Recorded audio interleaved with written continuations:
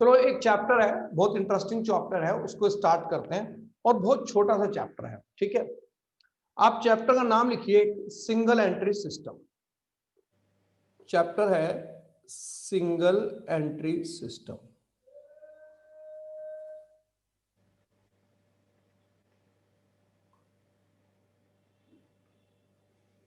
देखिए, सवाल ये उठता है कि सिंगल एंट्री सिस्टम क्या होता है।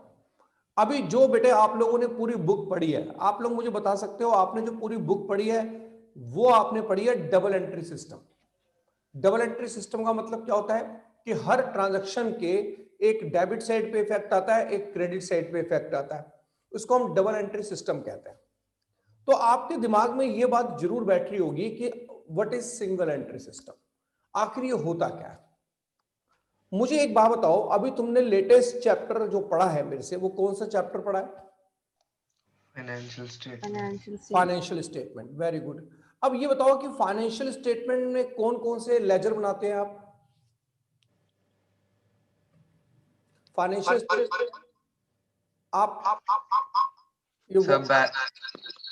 किसी का माइक शायद ओपन है, शायद माइक देखना बेटा किसका ओपन है, जिससे वो आवाज क्रॉस कर रही है। अब ठीक आ रही है मेरी वॉइस? हाँ सर। हाँ सर। हाँ, तो किसी का माइक ओपन रह गया था तो उसकी वजह से शायद ऐसा हो जाता है। माइक अपने ऑफ रखना, सारे जिसको पूछना हो वो पूछे। तो देखो बेटा, होता ही है कि आप लोग जो फाइनेंशियल स्टेटमेंट बनाते हो वो बनाते हो ट्रायल बैलेंस से। फाइनेंशियल स्टेटमेंट में अगर कोई आपसे पूछे कि कौन कौन से लेजर बनते हैं, तो आप बोलोगे कि एक ट्रेडिंग अकाउंट बनता है, एक P&L अकाउंट बनता है, एक बैलेंस शीट बनती है। लेकिन वो बनते किससे हैं? आप ये फाइनेंशियल स्टेटमेंट बनाते किससे हो? तो आप ये बोलोगे कि वो फाइनेंशियल स्टेटमेंट हम ट्रायल बैलेंस से बना लेते हैं। अब ट्रायल बैलेंस किससे बनता है? तो आप बोलोगे ट्रायल बैलेंस लेजर से बनता है। कोई पूछे लेजर किससे बनता है, तो बोलोगे क्या वो जर्नल एंट्री से बनता है। और जर्नल एंट्री कहां से आती है? वो फाइनेंशियल ट्रांजैक्शन से बनती है। तो ये सारे काम कौन करता है? कह रहे सर ये सभी काम वो लोग करते हैं जो proper books of account maintain करते हैं, जो सभी बिजनेसमैन प्रॉपर अकाउंट्स बनाते हैं। मैं आपसे एक ही सवाल पूछूंगा, क्या इंडिया में सभी businessman proper books of account बनाते हैं? No sir. No sir. अगर आप अपने गली मोहल्ले का दुकानदारी देख लो, जो शॉपकीपर जिसे आप जानते हो, अपना दूध वाला देखो, या फिर अपने जो गली मोहल्ले से आप बिस्कुट चाय लेकर आते हो कभी कभी, उसको देखो, आप न्यूज़पेपर वाले को देखो, इतनी दुनिया बिजनेसमैन की प्रॉपर चल रही है, ये कोई भी बुक्स ऑफ अकाउंट नहीं बनाते। अगर आप अपने गली दुकानदार से आके पूछो जो गली में है कि भैया तू जर्नल एंट्री करता है, वो क्या होती है? तो हमारी इंडिया में 70% पॉपुलेशन तो बिलो पॉवर्टी लाइन है, पहली बात। यानी कि 70% लोग तो मतलब नहीं बनता कि अकाउंट मेंटेन करें। अब 30% में भी इतना मैनिपुलेशन इंडिया में रहा है, ये तो चलो अब लोग थोड़ा बहुत फिर भी एक्टिव हो गए हैं जीएसटी आने की वजह से, वरना बुक्स ऑफ अकाउंट हमारे यहां बनाया का रिवाज ही नहीं। सिलेक्टेड मान के चलिए कि 5% लोग ही बुक्स ऑफ अकाउंट मेंटेन करते हैं। ये सोचिए आप।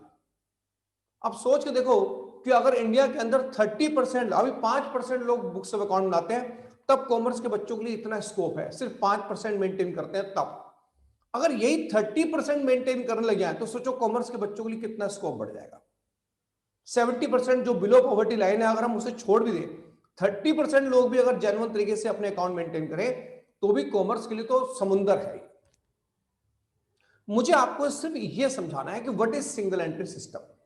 सिंगल एंट्री सिस्टम ये कहता है कि अगर मान लीजिए जिन लोगों ने प्रॉपर बुक्स ऑफ अकाउंट बनाए हैं, उनका प्रॉफिट पता लगाना हो, तो आप ट्रायल बैलेंस से ट्रेडिंग P&L बैलेंस शीट बना लेते हो। लेकिन जो लोग अकाउंट नहीं बनाते, अगर हमें उनका प्रॉफिट पता लगाना हो तो कैसे पता लगाएंगे? आपकी गली में एक दुकानदार है, मान लो उसके इनकम टैक्स की रेट पड़ गई, इनकम टैक्स डिपार्टमेंट कैसे पता लगाएगा कि यह आदमी कितना प्रॉफिट कमाता है? या कोई भी बिजनेसमैन, कोई भी फैक्ट्री जो अकाउंट नहीं बना रही, रेट पड़ गई, कैसे पता लगाएंगे कि प्रॉफिट कितना कमाता है? वो जो ट्रिक है पता लगाने की, this is called single entry system. Single entry system का मतलब यह बताया जाता है कि हमारे को एक साइड तो पता होती है, दूसरी साइड का नहीं पता होता। फॉर एग्जाम्पल, मान लीजिए किसी दुकान पर रेड हुई, तो यह तो कंफर्म है कि उसके अगर इतना माल पड़ा है तो इसने माल खरीदा है, लेकिन वो बताएगा नहीं कि उसने माल किससे खरीदा। क्योंकि कैश खरीदा होगा, बिल लिया नहीं होगा, तो जिसका नाम लेगा वो भी फंस जाएगा, आगे से वो माल देगा नहीं। इसलिए हमें वन साइड इफेक्ट पता होता है। परचेज गुड्स, तो परचेज तो पता है, परचेज अकाउंट डेबिट टू, अब ये नहीं पता टू कौन है। कैश है तो किसको कैश दिया ये नहीं पता, क्रेडिट है तो किससे खरीदा उसका नाम नहीं पता। हमें वन साइड इफेक्ट पता होता है। तो कुल मिला के बच्चा कहता है मैं अपने माइंड में क्या सेट करूं। मैं कहा देख 11th क्लास पढ़ रहा है, कह रहा हाँ। मैंने कहा 11th क्लास में तू बस एक बात अपने माइंड में सेट कर ले, ठीक है। How to find out profit. हमें यह सीखना है कि हम प्रॉफिट कैसे फाइंड आउट करेंगे। How to find out profit. किसका profit? Who does not maintain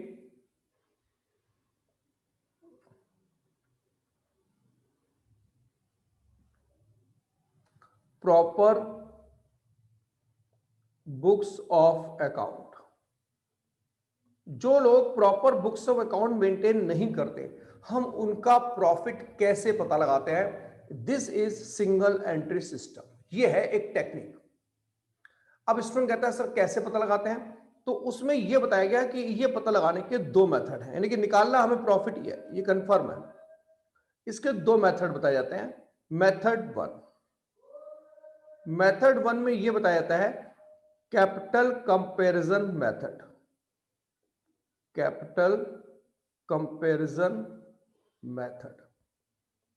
और बेटा दूसरा मेथड बताया जाता है, इसको हम बोलते हैं final account method. Final account method. तो दो मेथड हमारे कोर्स में रखे गए हैं, कैपिटल कंपैरिजन मेथड और फाइनल अकाउंट मेथड। कोई स्टूडेंट अगर पूछे कि फाइनल अकाउंट क्या होता है, तो मैं बोलूंगा फाइनल अकाउंट मेथड का मतलब होता है तीनों अकाउंट बनाने होते हैं, trading account, profit and loss account और बैलेंस शीट। यानी कि अगर किसी ने प्रॉपर बुक्स ऑफ अकाउंट नहीं बना रखे तो भी हम उसका ट्रेडिंग पीएल और बैलेंस शीट बना सकते हैं। हालांकि अभी जो तुमने सीखा है वो कौन सा सीखा है कि अगर क्वेश्चन में ट्रायल बैलेंस गिवन हो, लेकिन अगर हमें किसी का ट्रायल बैलेंस नहीं पता तो कैसे बनाते हैं, ये फाइनल अकाउंट मेथड होता है। अकाउंटेंसी का ये सबसे टफेस्ट वर्जन होता है। आगे चल के आपको अगर कोई बड़े प्रोफेशनल कोर्स में आप जाते हो तो वहां पर आपको सिंगल एंट्री सिस्टम में मेथड सिखाएंगे। 11th में भी इसका इंट्रोडक्शन रखा गया था, बट मेरे हिसाब से मैं गारंटी से कह सकता हूं कि किसी भी स्कूल में ये मेथड नहीं कराया होगा। Yes sir. कराया? No sir. ये मेथड नहीं कराया होगा। इस मेथड को कराने में पसीने छूट जाते हैं क्योंकि बड़ा कॉम्प्लिकेटेड होता है, बड़ा अच्छा लगता है, पढ़ने में मजा आ जाता है क्योंकि इंफॉर्मेशन छिपी होती है। छिपी हुई इंफॉर्मेशन को कैसे पता लगाते हैं, ये मेथड ये चीज सिखा देता है।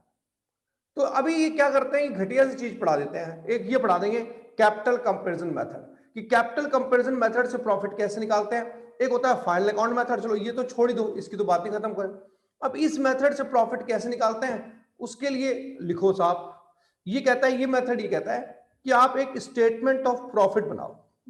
लिखो मेरे साथ साथ, statement of profit. Statement of profit. अब इसमें मैं एक वर्ड लिख रहा हूं, first capital at the end of the year,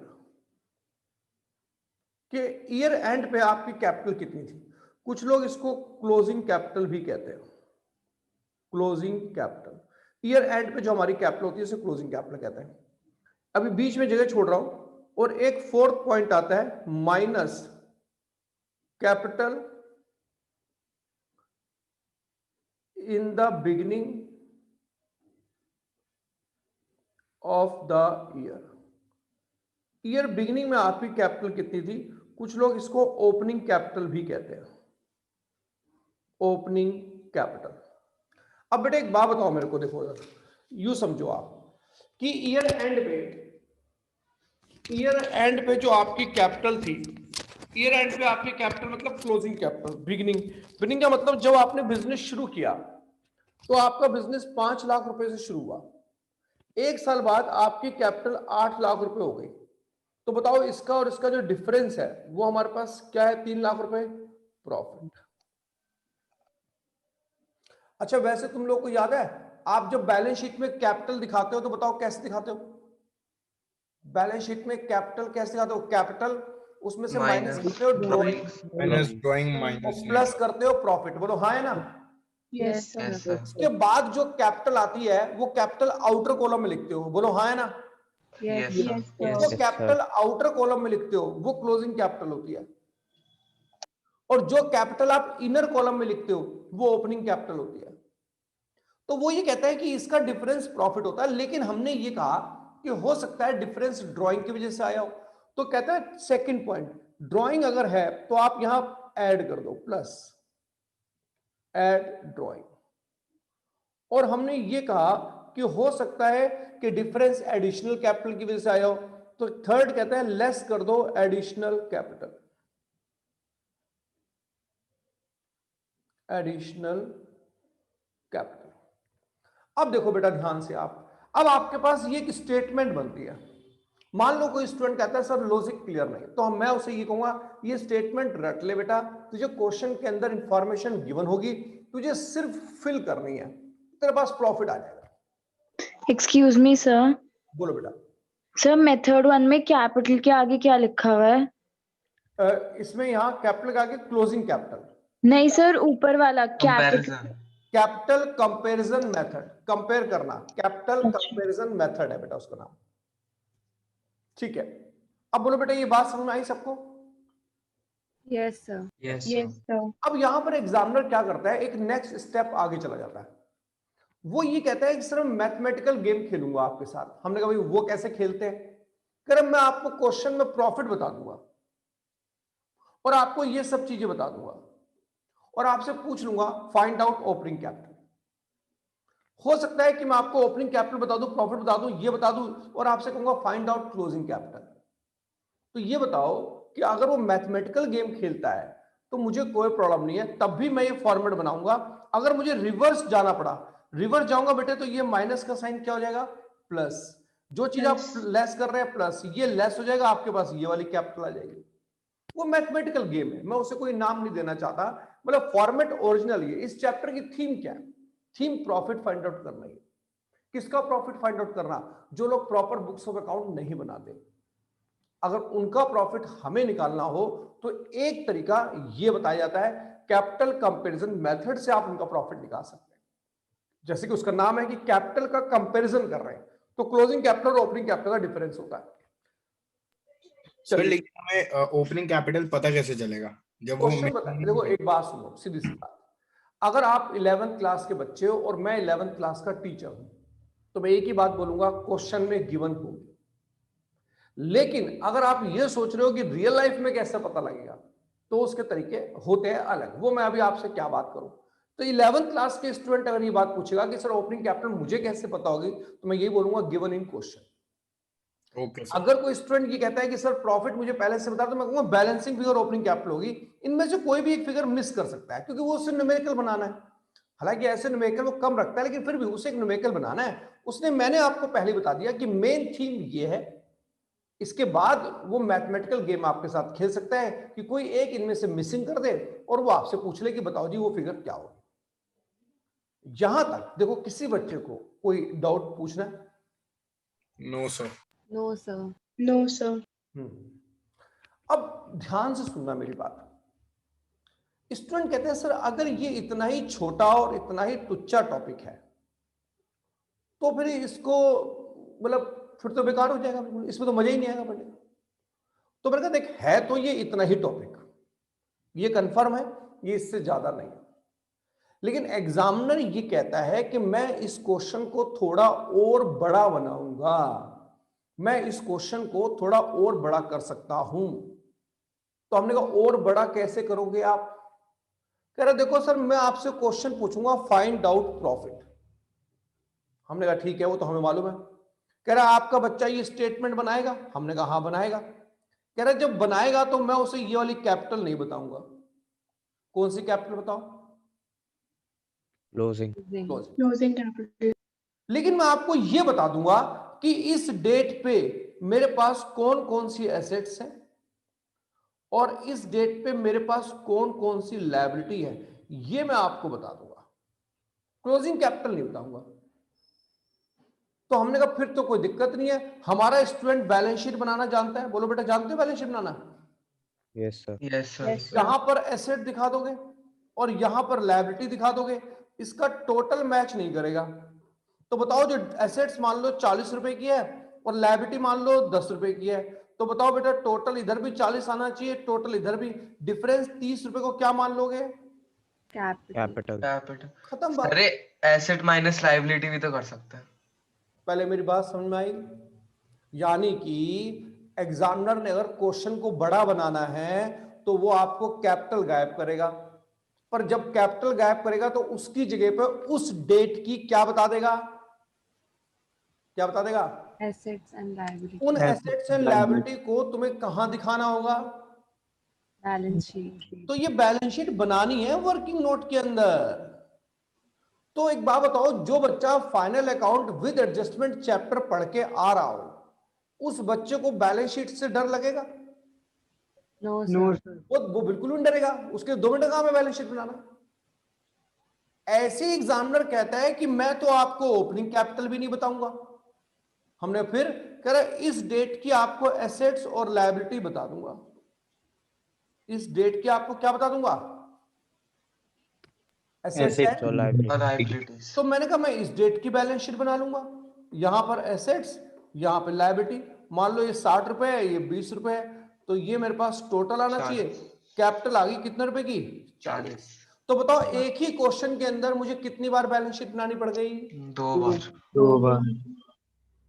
तो एग्जामिनर कहता है, तो स्टूडेंट कहता है ये बात कि सर क्या ऐसा भी हो सकता है कि मुझे ओपनिंग क्लोजिंग कैपिटल ना बताए? मैंने कहा देख, अगर वो ओपनिंग क्लोजिंग नहीं बताएगा और तुझसे प्रॉफिट फाइंड आउट करने को कह रहा है, तो वो तुझे ओपनिंग और क्लोजिंग की डेट पे एसेट्स और लायबिलिटी बता देगा, तो उससे बैलेंस शीट बना लियो, बैलेंसिंग फिगर से कैपिटल निकाल लियो। उसने सिर्फ क्वेश्चन को बड़ा किया है और कुछ नहीं किया उसने। अगर वो मुझे शराफत से कैपिटल बता देता तो क्या मुझे इसकी जरूरत पड़ती? No sir. अब मेरी आखिरी बात ध्यान से सुनना।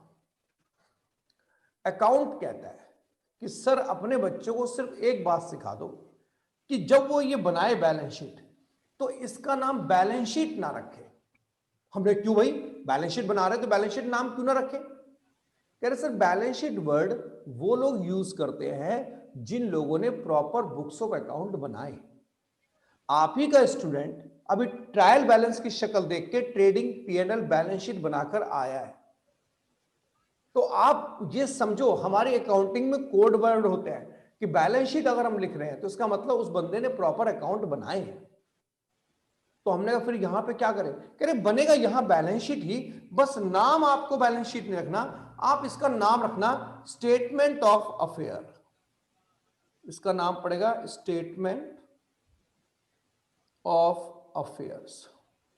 बिल्कुल वही तरीका बनाने का, यानी कि वही इसके नीचे भी वही लिखते हैं एज एट, यहां लायबिलिटी साइड, यहां एसेट साइड। कह रहे वो सब वही है, चेंज कुछ नहीं है, बस हमने कोड वर्ड चेंज कर दिया। बैलेंस शीट की जगह इसका नाम चेंज करके कर दिया स्टेटमेंट ऑफ अफेयर्स। बोलो बच्चों बात समझ में आई कि नहीं आई?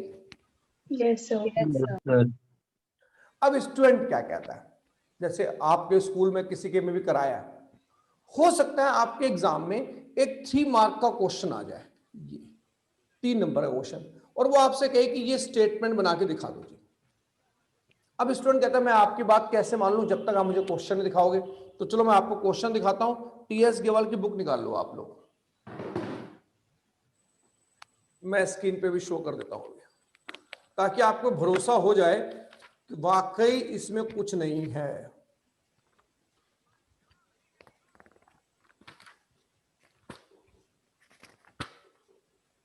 ये लो बेटा, ये रहा क्वेश्चन नंबर 1। सब पेज नंबर बता दो। मेरे पास पिछले साल की बुक है, 20.38 है बेटा उसमें, इस साल का मुझे आइडिया नहीं है, अनसॉल्व है पीछे इलस्ट्रेशन, फिर भी मैं स्क्रीन पे दिखाता हूं। Okay sir. देखो बेटा जरा क्वेश्चन नंबर 1 आप लोग देख पा रहे हैं Yes, स्क्रीन sir. पे? दिख रहा है? Yes sir. चलो Yes, अब एक sir. काम करो, फटाफट बनाओ स्टेटमेंट ऑफ प्रॉफिट, ब्लैंक, जैसे मैंने सिखाया था। पूरा ब्लैंक बना लो, कैपिटल एट द एंड, फिर वो plus drawing minus additional capital minus capital at the beginning of the year equal to profit. वो स्टेटमेंट बनाओ बेटा।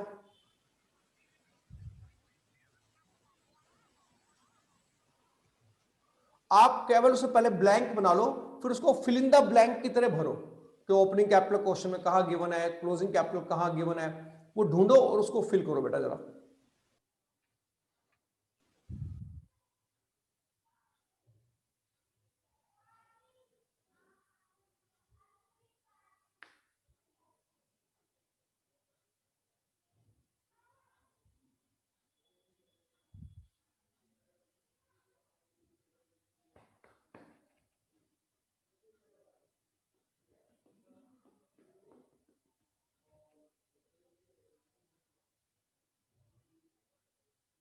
मैं बना के दिखाऊं अगर आप नहीं बना पा रहे तो? सर बना ली। प्रॉफिट मैच कर रहा है? हाँ सर। अगर क्लास कहती है कि सर आप बना दो तो मैं बना देता हूं।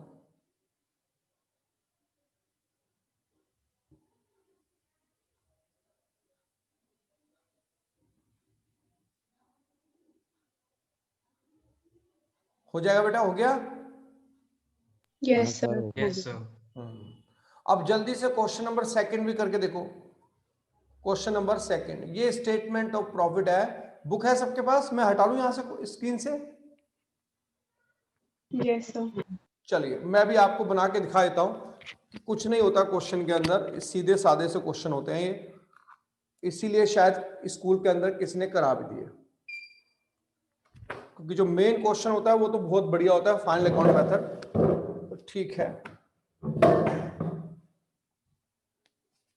आइए क्वेश्चन नंबर सेकंड करते हैं।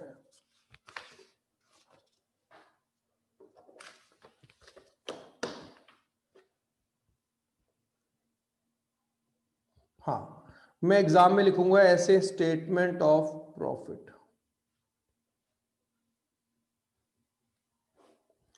यहां ऐसे लिख सकते हैं, closing capital minus drawing, sorry minus additional capital plus drawing minus opening capital. ये बनाए स्टेटमेंट, यहां पर लिखा मैंने प्रॉफिट। अगर पॉजिटिव आएगा तो प्रॉफिट, नेगेटिव आएगा तो लॉस। क्वेश्चन में मुझे ओपनिंग कैपिटल गिवन है 1 लाख, क्वेश्चन में मुझे क्लोजिंग कैपिटल गिवन है 1,25,000, क्वेश्चन में मुझे ड्राइंग गिवन है 30,000, क्वेश्चन में मुझे capital added during the year, additional capital given है 37,500। इसे सॉल्व कर लो, इसे सॉल्व करके प्रॉफिट आ रहा है 17,500। बोलो बेटा क्लियर है? Yes sir. Yes sir. Question number third देखो जरा, question number third. Question number third में मैं फिर से लिख रहा हूं स्टेटमेंट ऑफ प्रॉफिट।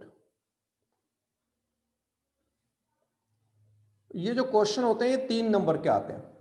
फर्स्ट लिखा मैंने closing capital minus additional capital plus drawing minus opening capital, ये मेरे पास आएगा प्रॉफिट। क्वेश्चन नंबर थर्ड में पढ़ रहा हूं, capital of Ganesh Gupta in the beginning of the year 70, opening capital 70,000 given है, during the year he earn a profit. देखो इस क्वेश्चन के अंदर मुझे प्रॉफिट पहले से ही बता रहा है, तो प्रॉफिट है 20,000। अब पक्की बात है वो इस क्वेश्चन में इन 3 में से कुछ एक पूछने के मूड में बैठा हुआ है। 20,000, he withdraw 7,000 for his personal use, drawing. उसके बाद वो कह रहा है he sold ornament of his wife 20,000, अपनी वाइफ के ऑर्नामेंट बेच रहा है, ये उसकी पर्सनल प्रॉब्लम है। लेकिन वो कह रहा है कि जो पैसा मिला वो बिजनेस में लेकर आ गया, this is additional capital 20,000 rupees. Sir हाँ बोलो बेटा। सर अगर यहाँ पे नहीं लिखा होता कि invested that amount into the business तो हम, मैं इग्नोर कर देता इसको। अगर वो Okay, अपने घर का टीवी बेच रहा है, वो अपने घर का फर्नीचर बेच रहा है, ये उसकी पर्सनल प्रॉब्लम है, उससे मुझे कोई लेना देना नहीं है। अगर उसका कनेक्शन किसी भी तरह से बिजनेस से बन गया तो मैं एंट्री करूंगा, वरना मैं नहीं करूंगा। Okay, right? sir. अब find out capital at the end of the year, इसने इस क्वेश्चन के अंदर आपसे क्लोजिंग कैपिटल का अमाउंट पूछ लिया। तो आपको करना क्या है, करना कुछ नहीं है, रिवर्स कैलकुलेशन स्टार्ट कर दो आप। यानी कि ऐसे आप चाहें तो रफ में कर सकते हैं, 20,000, ये माइनस का साइन है, ये प्लस कर दो 70,000, ये आ गया 90, ये प्लस का साइन है 7, ये माइनस कर दो 7,000, ये आ गया 83,000। उसके बाद ये माइनस का साइन है, ये प्लस कर दो इसमें 20,000, तो ये आ गया 1,03,000। इसका मतलब कैपिटल एट द एंड 1,03,000 होगी इस क्वेश्चन के अंदर।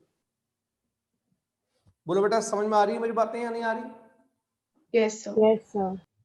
तो ये सभी क्वेश्चन अब आप ना होमवर्क में करना, पर सीधी बात करते हैं, आप सीधा क्वेश्चन नंबर 7 पे आ जाओ एक बार, ताकि मैं आपको बता दूं कि क्वेश्चन नंबर 7 ये होता है एग्जामिनर थोड़ा एक 4 नंबर का क्वेश्चन रख दे। क्वेश्चन नंबर 7 देखो एक बार,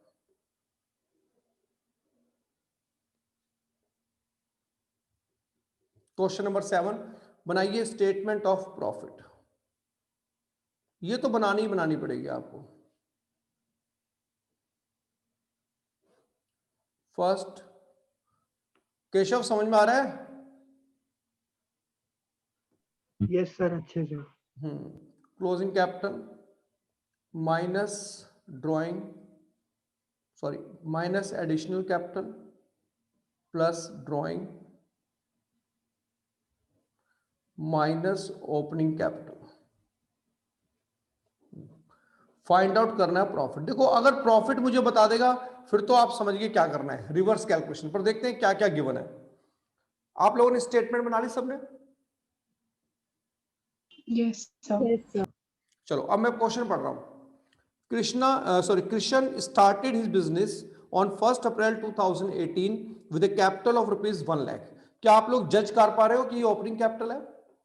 Yes, sir. Yes sir. जिस कैपिटल से बिजनेस स्टार्ट कर रहा है या बिगिनिंग ऑफ द ईयर में, वो ओपनिंग है। ऑन 31 मार्च 2019, 31 मार्च 2019 का मतलब ये ईयर एंड की डेट बता रहा है, और ये बता रहा है हिज एसेट्स वर। अब पक्की बात है कि 31 मार्च को क्लोजिंग कैपिटल उसे बतानी थी। क्या उसने मुझे क्लोजिंग कैपिटल बताई है, या इस डेट पे वो अपनी एसेट्स और लायबिलिटी बता रहा है? Assets and liability. ठीक है, तो आप एक काम करो, यहां लिखो वर्किंग नोट, क्योंकि उसने मुझे बताया नहीं है। तो मैं वर्किंग नोट में यहां बनाऊंगा वर्किंग नोट, और यहां लिखूंगा स्टेटमेंट ऑफ अफेयर्स,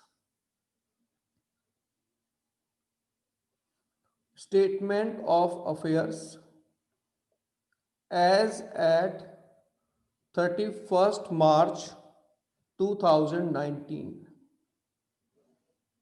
ये ऐसे बिल्कुल वही चीज बनेगी जो आप चाहते थे, लायबिलिटीज, अमाउंट, एसेट्स, अमाउंट। अब मुझे एसेट्स में गिवन है कैश 3,200, स्टॉक ये बताने की जरूरत तो नहीं है कि इधर आएंगे, वो तो आपको पता ही है। खैर 34,800, डेटर्स 31,000, प्लांट है 85,000। नीचे का पैराग्राफ भी पढ़ रहा हूं मैं, शायद उस पैराग्राफ में कुछ ना लिखा हो। पैराग्राफ लिखा है ही ओड ₹12,000 टू सन्ड्री क्रेडिटर्स। इसने सन्ड्री क्रेडिटर को 10,000 रुपए देने हैं। तो आप सब जानते हैं ये लायबिलिटी है 10,000, and 10,000 to his brother on date. अपने भाई के भी इसने कुछ पैसे देने हैं। ही विड्रॉ 2,000 पर मंथ। अच्छा, भाई के भी पैसे देने हैं तो लिख लेते हैं ब्रदर्स लोन। हालांकि ब्रदर लोन पे क्लियर नहीं है कि उसने बिजनेस में पैसा लगाया है कि नहीं लगाया, तो ब्रदर लोन आना तो नहीं चाहिए। ड्राइंग 24,000 है, ये बात आपको क्लियर है? Yes, sir. 2,000 रुपए पर मंथ निकालता है, तो पूरे साल में उसने 24,000 रुपए की ड्राइंग कर ली होगी। बोलो बच्चों। Yes, sir. अब इसका टोटल करते हैं कितना आ रहा है। सर सन्ड्री क्रेडिटर्स 12,000 है। अच्छा हाँ 12,000 है, 12,000 सन्ड्री क्रेडिटर्स। ठीक है, चलिए बेटा अब इसमें टोटल करते हैं। 3200 प्लस 1,54,000. 1,54,000. Yes. यस टोटल आ रहा है 1,54,000. 1,54,000 में से जरा माइनस करो 12,000. 1,42,000. 1,42,000 को बेटे क्या मानोगे? Closing capital. कैपिटल. और यहां लिख दो बैलेंसिंग फिगर, कि ये हमने बैलेंसिंग फिगर से पता लगाई है कैपिटल कितनी है. ये 1,42,000 आप यहां लिख दो क्लोजिंग कैपिटल 1,42,000. और क्वेश्चन के अंदर एडिशनल कैपिटल का कहीं कोई जिक्र नहीं किया गया तो डैश लगा दो. इसका मतलब एडिशनल कैपिटल को कोई भी लेकर नहीं आया. 1,42,000 में 24,000 हमने प्लस कर दिया, माइनस कर दिया 1 लाख रुपीज. ये 66,000 का प्रॉफिट है. इसका आंसर 56 क्यों आ रहा है मैं आपको बता दूं. जो लोन उसने अपने ब्रदर से लिया था वो भी इसने यहां दिखा दिया है, लेकिन ये गलत बात है. उसने ये कहीं लिखा कि उसने ब्रदर लोन को बिजनेस के लिए लिया था. हो सकता है उसने अपने किसी पर्सनल काम के लिए अपने भाई से लोन लिया हो, पर ठीक है, जो राइटर है उसने ये एजम्पशन लिया है कि ब्रदर का जो लोन है वो मैंने बिजनेस के लिए लिया है, तो उसके हिसाब से मेरी कैपिटल 1,32,000 हो जाएगी. अगर मैं इस फिगर को 1,32,000 कर दूं तो मेरा ये आंसर 56 आ जाएगा. पर एग्जाम में मतलब रूल ये नहीं है. रूल तो ये टीचर सिर्फ आंसर मैच करने के लिए मैंने ऐसा किया. बोलो मेरे बेटे, समझ में आ रही है बात या नहीं आ रही है? Yes. अच्छा, अब एक और बढ़िया बात, पता नहीं इस लेवल तक पढ़ाया भी है स्कूल के अंदर की नहीं, क्योंकि इस बार इंट्रोडक्शन पढ़ाया किसी स्कूल ने फॉर्मेलिटी में कि हाँ जी हमने पूरी बुक पढ़ाई है बच्चों को, हमने कुछ नहीं छोड़ा, तो उन्होंने सिंगल एंट्री सिस्टम भी पढ़ा दिया. पर इससे आगे नहीं जाना चाहिए. लेकिन मैं फिर भी एक स्टेप और आगे चला जाता हूं. मतलब अगर कोई स्टूडेंट कहता है कि सर ये भी मेरे स्कूल में कराया, पहले ये बताओ ये क्वेश्चन समझ में आ गया आप सबको? Yes, sir. Yes, sir. अभी आप एक और क्वेश्चन करो तो थोड़ा समझ में आएगा. आप लोग क्वेश्चन नंबर 9 निकाल लो एक बार. Question number 9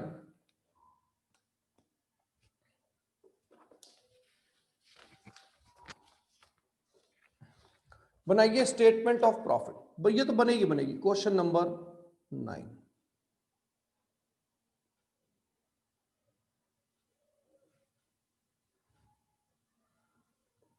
statement of profit. यहां लिखिए क्लोजिंग कैपिटल, फिर plus drawing minus additional capital minus opening capital.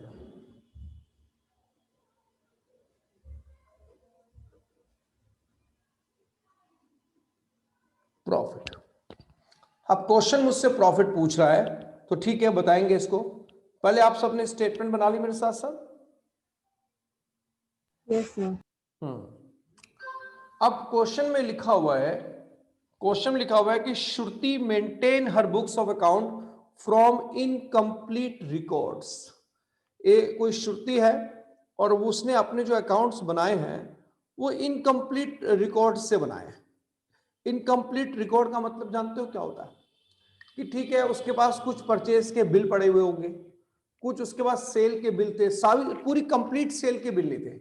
जो भी उसने माल खरीदा उसमें हर परचेज का बिल नहीं था, कुछ परचेज के बिल थे.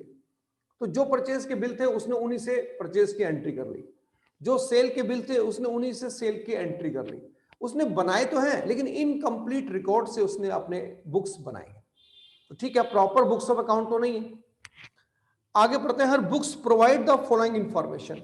जब हमें उसकी बुक्स पता लगी तो उसने ये information the.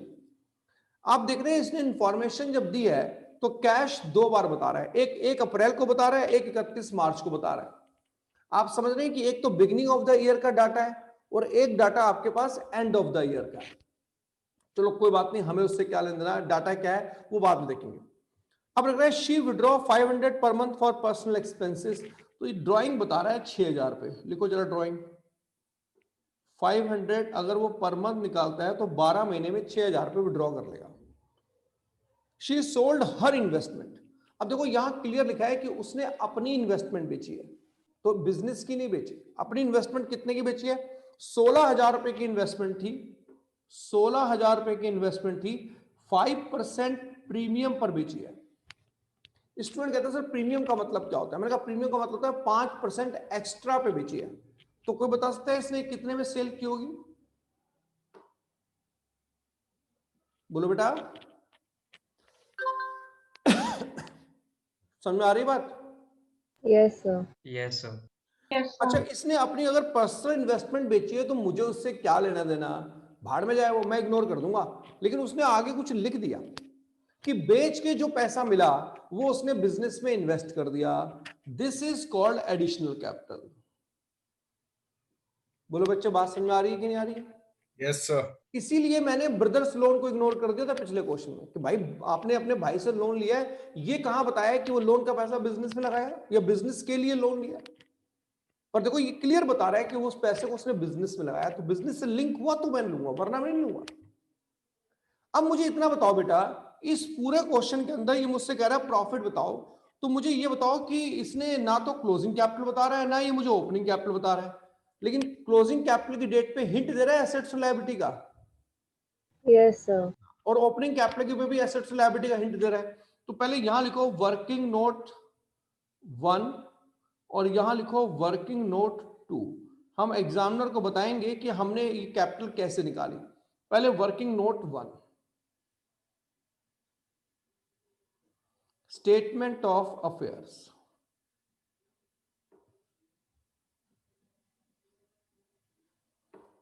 as at 1st April 2015, 1st April 2015 बनाइए साहब। अब आपको पता है कि इसमें क्या एसेट्स में आता है और क्या लायबिलिटी में आता है। जैसे कैश इधर आएगा, जैसे बीआर है नहीं, डेटर्स इधर आएगा,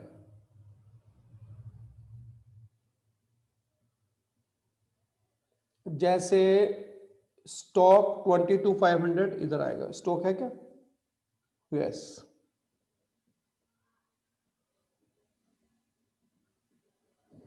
जैसे फर्नीचर 7,500 इधर आएगा, जैसे क्रेडिटर्स इधर आएगा,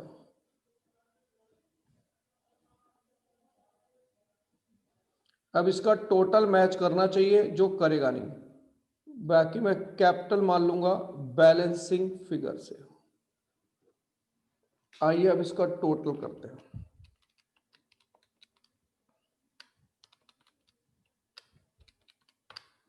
$47,900 इधर का टोटल आ रहा है, 47,900 इधर का टोटल आ रहा है, 14,900 माइनस क्या कैपिटल आ रही है 33,000। तो ये मैंने ओपनिंग कैपिटल निकाली है। एक बार देखो बेटा, आपको समझ में बात आ रही है कि नहीं आ रही है?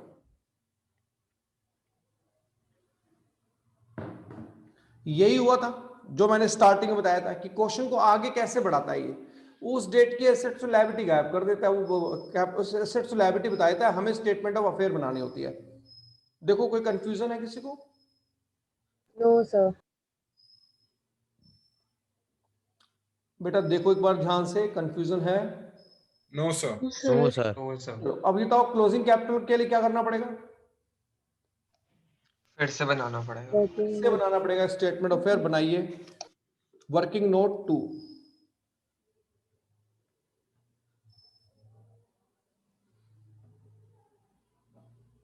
बस बैलेंस शीट लिखना अलाउड नहीं है, लिखते स्टेटमेंट ऑफ अफेयर्स है।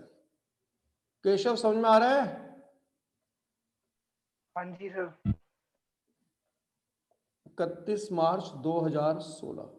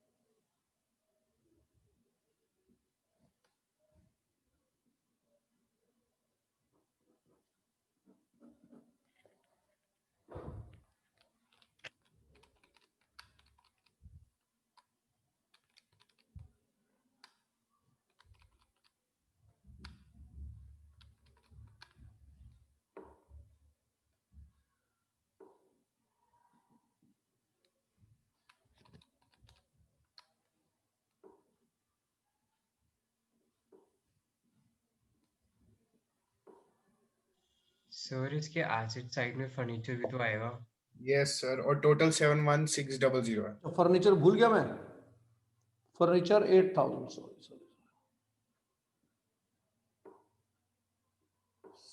71600, ये 60,000, राइट। क्लोजिंग कैपिटल 60,000 आ जाएगी।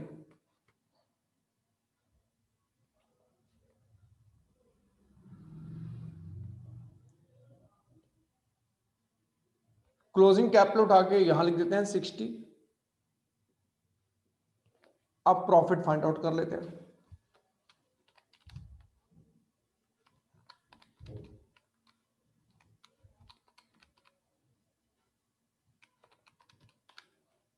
प्रॉफिट आ रहा है 16,200।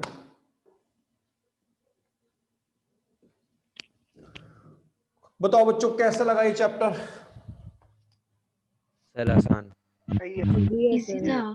सर ठीक है। हाँ, इसमें देखो जो बढ़िया चीज है ना, वहां तक तो ये पहुंचा ही नहीं, इस बार पहुंचते ही नहीं दिल्ली के स्कूल। ठीक है, इस कोर्स में रख दिया है, पर बढ़िया मेथड तो बात इसमें जो है वो डिस्कस करते ही नहीं यार।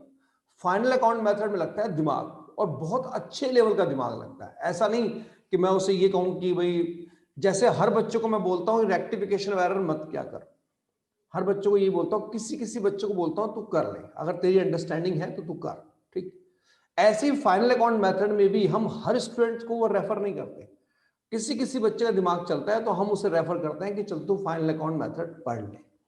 पर अभी तक वैसे नॉर्मल भी, ये तो कोरोना की बात है, नॉर्मली भी स्कूल इसको कोर्स से हटा देते हैं, रखते ही नहीं है, क्योंकि उस मेथड को पढ़ाने के लिए बहुत टिकड़मबाजी करनी पड़ती है। हाँ, फाइनल अकाउंट मेथड के नाम पर डेटर अकाउंट, क्रेडिटर अकाउंट बनाना सिखा देते हैं, वो अलग बात है, पर फाइनल अकाउंट मेथड नहीं पढ़ाते, क्योंकि उसको ट्रिक है, वो बहुत जबरदस्त ट्रिक होती है।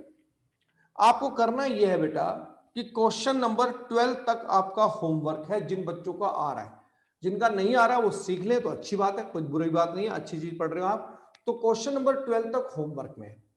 जिन बच्चों का आ रहा है मैं उनसे रिक्वेस्ट करूंगा एक बार अपने स्कूल के टीचर से बात करें कि क्या क्वेश्चन नंबर 12 तक करने का ही कोर्स करें या इससे आगे भी बढ़ना चाहते हैं। क्वेश्चन नंबर 13, 14 ये भी करने, क्योंकि 13 क्वेश्चन में वो हल्की फुल्की एडजस्टमेंट डाल देगा। जैसे आपने final account with adjustment chapter तो पढ़ा होगा बेटा, पढ़ा है? Yes, sir. तो एडजस्टमेंट में क्या देता है, डेप्रिसिएशन भूल गया। एडजस्टमेंट में क्या बोलता है, बैड डेब्ट डाल देता है। ऐसे ही वो यहां करेगा कि वो बोलेगा कि सर मैंने इस साल, मुझे प्रोविजन फॉर बैड डेब्ट मेंटेन करना है, मेरा इतना पैसा डूबने की उम्मीद है। तो अगर एडजस्टमेंट भी आ गई तो इसका लेवल थोड़ा और बढ़ जाता है, थोड़ा ही बढ़, ऐसा नहीं कि बिल्कुल बवंडर बन जाएगा, कुछ नहीं है, सिंपल सी बात ही। लेकिन मुझे ऐसा लगता नहीं कि स्कूल में ये भी कराया होगा, क्योंकि वो इंट्रोडक्टिव पढ़ा रहे हैं, तभी कैपिटल कंपैरिजन मेथड पढ़ा रहे हैं। फिर भी आप एक बार कंफर्म कर लीजिएगा, अगर आपके इसके आगे कैपिटल कंपैरिजन मेथड में ये 13 क्वेश्चन वो रेफर करते हैं करने के लिए, तो मैं आपको वो भी करा दूंगा। डन बेटा? Yes, sir. सर हाँ बोलो बेटा।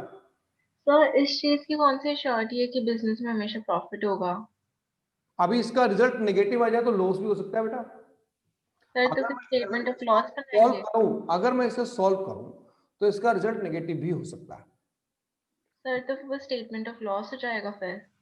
हाँ, इसका नाम ही स्टेटमेंट ऑफ प्रॉफिट और लॉस होता है, ठीक है ना। अच्छा ओके। तो हम स्टेटमेंट ऑफ प्रॉफिट इसलिए लिख देते हैं कि जनरली हमें पता होता है प्रॉफिट ही बनेगा, तो आप इसका नाम जैसे प्रॉफिट एंड लॉस अकाउंट होता है, तो कंफर्म थोड़ा ना है कि हर बार नेट प्रॉफिट ही होगा, कभी कभी आपने देखा नेट लॉस भी हो जाता है, पर नाम तो उसका प्रॉफिट एंड लॉस ही रहता है, राइट।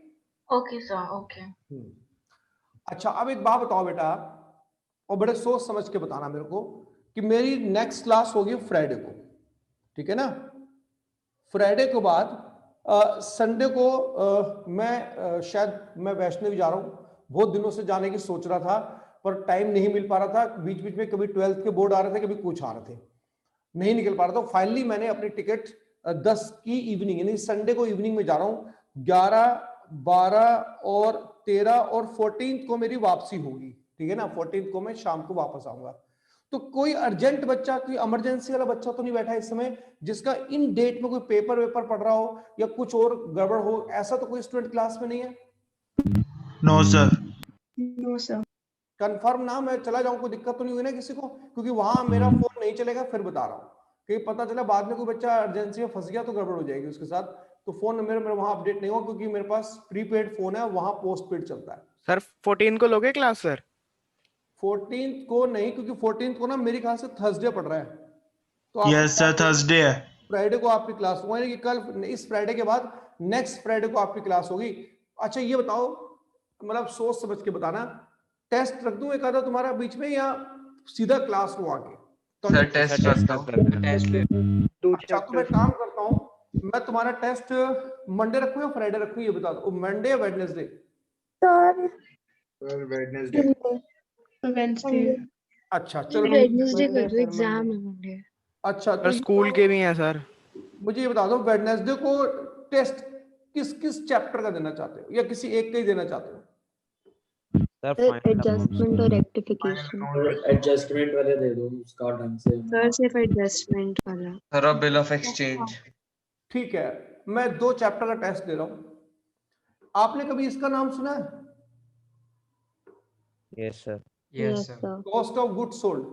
एक तो ये रखूंगा क्योंकि ये मुझे पक्का यकीन है आपके दिमाग से उतर गया होगा, ठीक है, ये एग्जाम में आता है।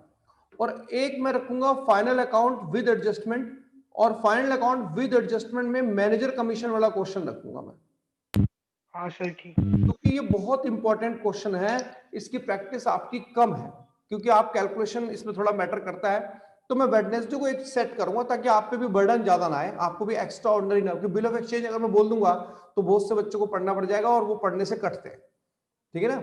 और रही बात ये कि मैं आने के बाद एक बार जरूर आपसे डिस्कस करूंगा फेस टू फेस में, अगर आप पढ़ना चाहते हैं, इंटरेस्टेड हैं तो फेस टू फेस भी बात कर सकते हैं। कोई सर सुनना एक सेकंड। सुनाओ। सर वेडनेसडे को लोड ही है। यस सर, मैं भी नहीं दे पाऊंगा। अच्छा यस सर, लोडी है सर। ठीक है, मंडे? ऐसा मंडे फिर भी ठीक है। फ्राइडे रख लो सर, जब आओगे तब फिर। सर हम ट्यूसडे कर सकते हैं क्योंकि क्लास रख लो सर। होती ट्यूसडे चलेगा। एक काम बहुत अच्छा कर सकते हैं, ठीक है, बताओ क्या? सर जब मन चाहे दे देंगे। नहीं, एक काम ये कर रहे हैं कि अभी इस फ्राइडे को, आज वेडनेसडे, नेक्स्ट फ्राइडे को आपका टेस्ट ले लेता हूँ। इसमें तो मैं भी होऊंगा, वीडियो ऑन करके बैठ जाऊंगा आपके साथ। बोलो ओके सर। Okay sir. मैं पढ़ाने के, मैं पढ़ाऊंगा तो फिर गैप आएगा, कोई फायदा नहीं है। तो इसी फ्राइडे, और टॉपिक भी मैंने ऐसे लिखे हैं जो आपने लेटेस्ट पढ़े हुए हैं, तो ऐसा भी नहीं आप कह सकते कि प्रैक्टिस करनी है, प्रैक्टिस तो आप मेरे साथ कर ही रहे थे आप। तो ठीक है, इसी नेक्स्ट फ्राइडे को हमारा टेस्ट है और कैमरा तैयार रखिएगा। मैं हालांकि ऐसा करता नहीं हूं, लेकिन क्योंकि बच्चा ना कॉन्शियस हो जाता है न्यूमेरिकल करते समय, आप कैमरे पे ध्यान मत दिया करो, सिर्फ आराम से लिखा करो, वरना कॉन्सेंट्रेशन खराब होता है। न्यूमेरिकल है ना, इसलिए बार बार कॉन्सेंट्रेशन खराब होने के चांसेस है। थ्योरी में तो बच्चा फिर भी लगा रहता है, न्यूमेरिकल में डिजिट्स में खोना पड़ता है। आप कैमरा कॉन्शियस मत हुआ करो, आप अपने नॉर्मल बैठ के पढ़ा करो, नॉर्मल टेस्ट दिया करो। एक और बात आपसे रिक्वेस्ट करूंगा कि इस बार जो बच्चे टेस्ट में अपीयर होंगे उन्हें प्लीज मैनुअल कॉपी सबमिट करो बेटा अपनी। आप चाहे अपने पेरेंट्स के हाथ भिजवाओ, चाहे आप खुद आके दे जाओ। मैं आपको कह दूंगा कि भाई सैटरडे को मैं वहां पर हूंगा 3 to 5। आप फ्राइडे को टेस्ट दो, सैटरडे 3 to 5 के बीच में कॉपी सबमिट कर दो, क्योंकि अब आपकी ना मिस्टेक पे राउंड लगाने का टाइम आ गया है। मैं रेड पेन से सर्कल लगा दूंगा कि ये चीज गलत कर रहे हो आप। तो अब आपको मिस्टेक भी बताओ, खाली नंबर जान के क्या करोगे आप, क्या आपके नंबर है वो तो मुझे मालूम है कैसे आया, पर प्रेजेंटेशन मुझे आपकी चेक करनी होती है। मैं कई बार कह चुका हूं। क्या आप एग्री करते हो कि आप मैनुअल कॉपी दे दोगे? Yes sir. सबको वहीं देनी है हैं? सर, सबको वहीं देनी है। हाँ नहीं, सबको, जो बच्चे मेरे से इसमें वहां पे नहीं है वो मेरे से एक बार बात कर लें एक बार, ठीक है ना। सर एक्चुअली इंदिरापुरम से आना होगा तभी पूछ रहे थे। ओहो, कौन है इंदिरापुरम से आने वाला? कुशाग्र? सर वंश भी है। वंश भी है, इंदिरा